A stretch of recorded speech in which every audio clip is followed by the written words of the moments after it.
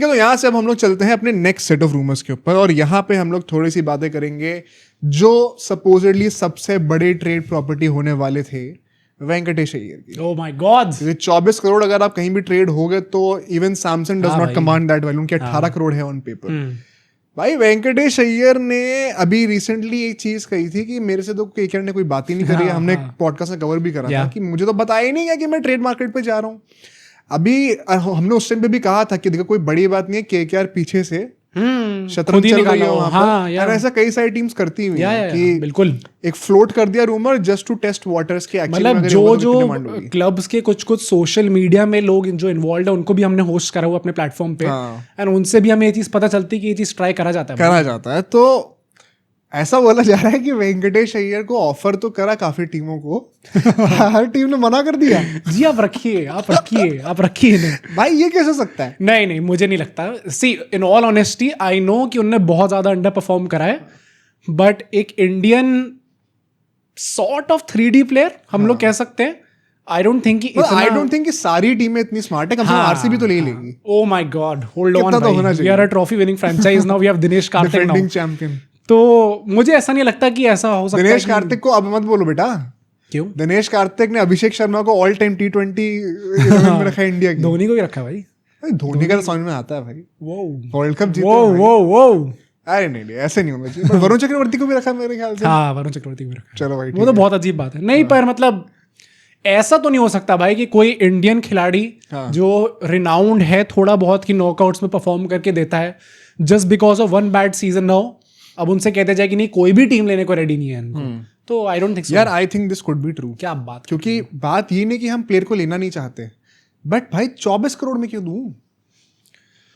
अगर आप ट्रेड कर रहे हो तो मार्केट वैल्यू पे नहीं होगा ना, आपकी जो ऑन पेपर वैल्यू है अभी उसके ऊपर आपकी ट्रेडिंग होगी।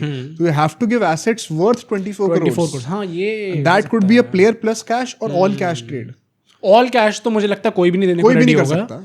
प्लेयर प्लस कैश भी it seems a bit different, क्योंकि एक बड़ा प्लेयर देना पड़ेगा। May be Venkatesh Iyer is a great player, मैं तो पक्का रखना चाहूंगा अपनी टीम में, लेकिन 24 करोड़ में नहीं रख सकता, तो मैं आपको मना करना पड़ेगा। मतलब एक गलती जो आपने पिछले ऑक्शन में कर दी है वो देख के हम थोड़ा बहुत तो सीख गए भाई। हाँ वापस हम वो गलती नहीं करने वाले। तो अगर आरसीबी भी सीख गई है तो फिर तो भाई what are these digs at RCB?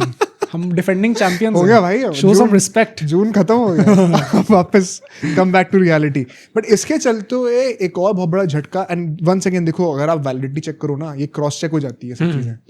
अगर वेंकटेश अय्यर का ट्रेड रिजेक्ट हो गया है तो सैमसन भी केकेआर नहीं आ रहे फिर ट्रेड। हाँ ये सारी चीजें टाई अप हो रही हैं। वंस अगेन पॉइंटिंग की परहैप्स सैमसंग जो है वो वहीं पर रुकने वाला है, क्योंकि इफ नाउ सैमसंग ट्रेड नहीं हो सकते हैं, the only way KKR can get Samsung is वो वेंकटेश अय्यर को ऑक्शन में रिलीज करें, एंड फिर परहैप्स वहां पर सैमसंग के ऊपर सारा पैसा लगाया जाए।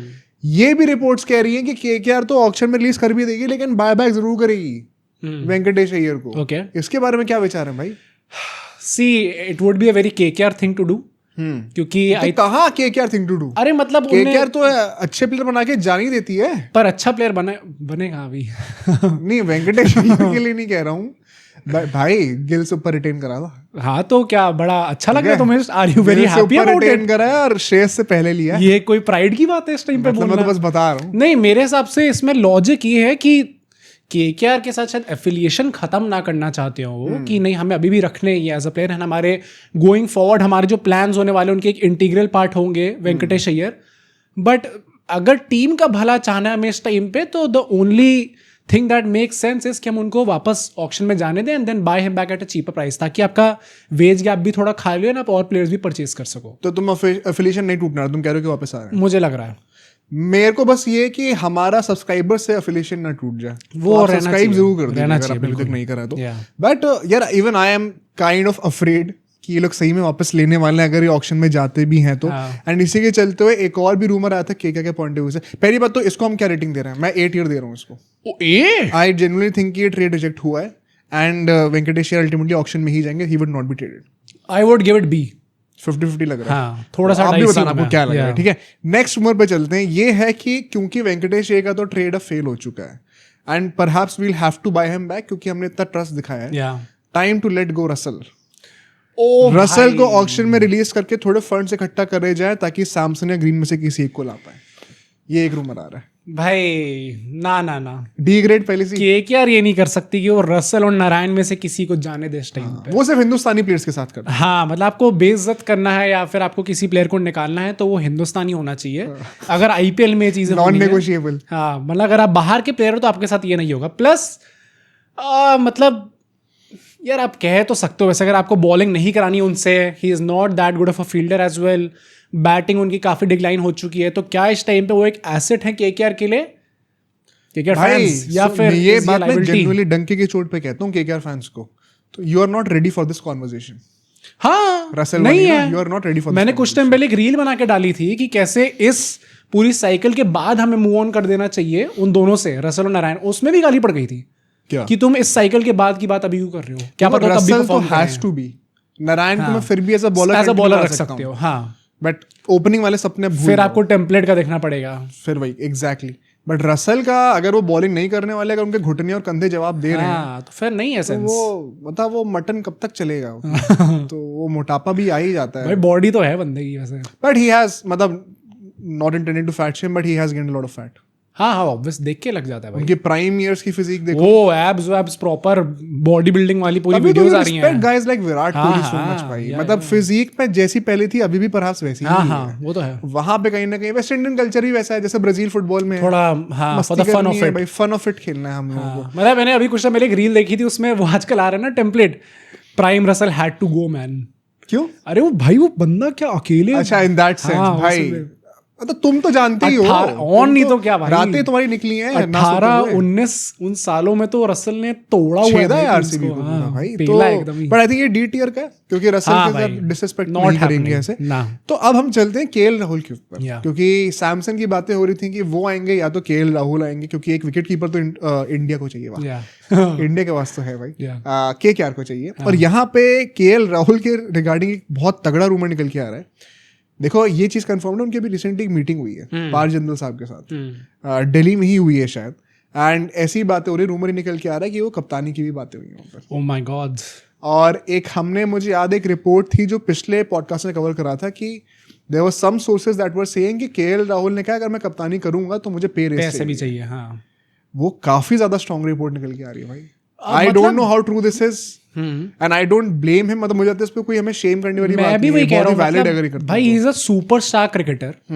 आप कुछ भी कह लो कि उनके स्टैट्स कैसे, उनकी ऑल्सो स्ट्राइक रेट भी लास्ट सीजन भाई 150 की स्ट्राइक रेट थी उनकी, 149 वाओ यार, एंड वन ऑफ द क्या भाई, you are just breaking through honestly. अरे तो डीसी के बैटर नंबर 4 अगर आप 149 की स्ट्राइक रेट रख रहे हो तो हाँ, you are not below par now consistently, but you are not above.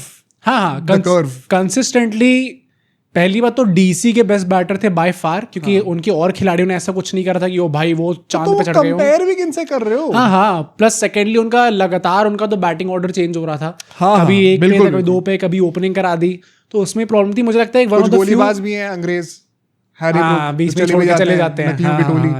उसमें भी मतलब दिल्ली के फैंस भी ना, मतलब मैं कभी कभी सोचता हूँ कि पंजाब के फैंस एक तरफ, भाई डीसी टोली कहते हैं ना, हाँ नकलियों की टोली भाई नकलियों की टोली। हम लोग जब मैं बचपन में, तुम भी तो उस अकेडमी में थे, हम लोग को बुलाते थे नकलियों की। नहीं तो उनकी प्रॉब्लम ये है कि वो हर चीज डिफेंड करने में लगे पड़े रहते हैं। वो कहते भाई वो अपनी कंट्री को प्रायोरिटाइज कर रहा है, तुम्हें क्या प्रॉब्लम? अरे प्रायोरिटाइज कर रहा था तो तुमने पहले कमिटमेंट क्यों दी? मत दे दे कमिटमेंट, फिर खेलते अपनी कंट्री के लिए। कर भी क्यों रहे हैं? क्योंकि डीसी फैंस को जानना जरूरी है भाई। मैंने डीसी की बात हो रही तो मैंने सोचा भाई 2-3 बार मैं भी उस रील पे तो हमारे मिलियन प्लस व्यूज हैं भाई, जाके देखो। इकलौती हमारी रील है, this is a good sign to tell you all कि भाई हमारी रील्स देखा करो यार, आप लोग क्या कर रहे हो। और भी रील्स जो हमारी मिलियन हिट करनी चाहिए। But coming back to KL Rahul, I think अगर एक superstar cricketer who is the face of your team, अगर आप कप्तानी भी देने वाले हो उनको, तो it is natural for him to ask for a raise. मतलब कुछ गलत बात नहीं है इसमें। But the main question is कि क्या वो कप्तानी वाली चीज हो भी रही है? क्योंकि एक बहुत ही इंटरेस्टिंग मीम आया था कि ये बातें तो कर ली पार जिंदल से, लेकिन एलएसजी से निकलने पहले भी एक मीटिंग हुई थी संजीव गोयनका के साथ, जहाँ पे झप्पी अपी बड़ी मारी गई थी। He is a family member. तो कोई ऐसा तो नहीं कि सही में जा ही रहे हैं? भाई I would like to believe so कि ऐसा नहीं है। जो अभी रिपोर्ट्स हैं वही कह रहे हैं कि ही इज नॉट गोइंग।